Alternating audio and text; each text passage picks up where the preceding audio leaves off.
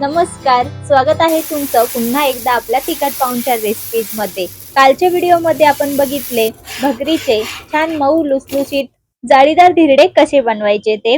यामध्ये आपण Eno soda सुद्धा घातला नव्हता तरी छान अशी जाळी पडली होती बघा। ही रेसिपी तुम्ही बघितली नसेल ना तर नक्की ही रेसिपी बघा। आता ह्या धिरड्यांसोबत खाण्यासाठी किंवा ह्या डोशांसोबत खाण्यासाठी बटाट्याची चटणी कशी बनवायची ते बघणार आहोत। त्यासाठी बघा कुकर घेतलाय। कुकर मध्ये 4 मध्यम आकाराचे बटाटे घातले, त्यात थोडंसं पाणी घालायचं, झाकण लावून मध्यम आचेवर कुकरच्या इथे मी 3 शिट्ट्या करून घेतल्या। 3 शिट्ट्यांमध्ये बटाटे हे छान असे व्यवस्थित शिजले जाते बघा। आता या बटाट्यांची आपल्याला साल काढून घ्यायची, त्यासाठी प्लेट मध्ये बटाटे काढून घेऊ। बटाट्यांची साल पटकन निघावी त्याकरिता इथे मी बटाट्याचे 2 काप करून घेतले, जेणेकरून बटाट्याची साल काढताना चटके बसणार नाही आणि अलगद हे साल निघेल। आता आपण बटाटे कापून घेतले, आता याची साल काढून घेऊ। ही भाजी बनवायला खूपच सोपी आहे।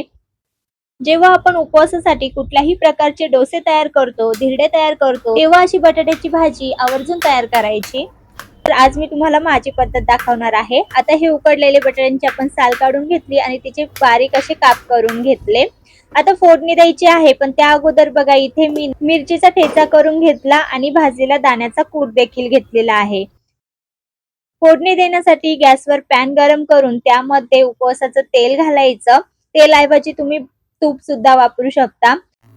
आता हे तेल गरम झालं की यामध्ये थोडंसं जिरं घालायचं। जिरं छान फुललं की लगेच जो मिरचीचा ठेचा करून घेतला होता बघा तो घालायचा।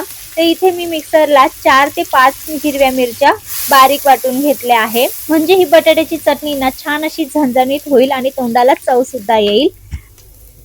तर बघा इथे हे छान खमंग भाजून झालं। आता यामध्ये उकडलेल्या बटाट्याचे काप घालायचे, सर्व चांगलं मिक्स करून घ्यायचं। एकदा की हे छान मिक्स झालं की आता वरतून चवीपुरतं मीठ घालायचं आणि पुन्हा एकदा चांगलं मिक्स करून घ्यायचं। आता यामध्ये मी जिरं वापरलेलं आहे। उपवासाला जर तुम्ही जिरं खात नसाल ना तर घालू नका, फक्त मिरचीची फोडणी द्या आणि त्यामध्ये उकडलेला बटाटा घाला। आता बघा हे चांगलं मिक्स झालेलं आहे। वरतून भाजलेला दाण्याचा कूट घालायचा। आता हा कूट तुम्ही तुमच्या आवडीनुसार घाला। इथे मी फक्त 2 ते 3 चमचे हा घातला आणि कूट बघा असं थोडासा जाडसरच करायचा, म्हणजे भाजी ही छान खमंग तयार होते। वरतून बारीक चिरलेली कोथिंबीर घातली, पुन्हा एकदा चांगलं मिक्स करून घेतलं। आता गॅसची फ्लेम बारीक करायची आणि बारीक गॅसवर झाकण ठेवून फक्त 2 मिनिटं आपल्याला हे वाफून काढायचं आहे, म्हणजे वाफ द्यायची आहे। शिजवायचं अजिबात नाही, कारण आपण उकडलेला बटाटा वापरलेला आहे आणि दाण्याचा कूट घातला तो सुद्धा छान भाजून तयार केलेला होता। तर बघा 2 मिनिटातच झाकण काढलेलं आहे।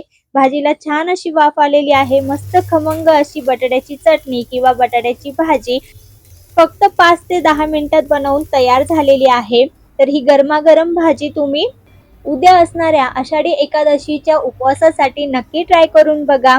काल मी जी उपवासाच्या डोशांची रेसिपी दाखवली होती त्यासोबत ही भाजी अप्रतिम अशी लागते, तर नक्की ट्राय करून बघा आणि खूप पटकन तयार होते। फक्त उकडलेला बटाटा असेल तर 2 मिनिटात ही भाजी तयार होईल।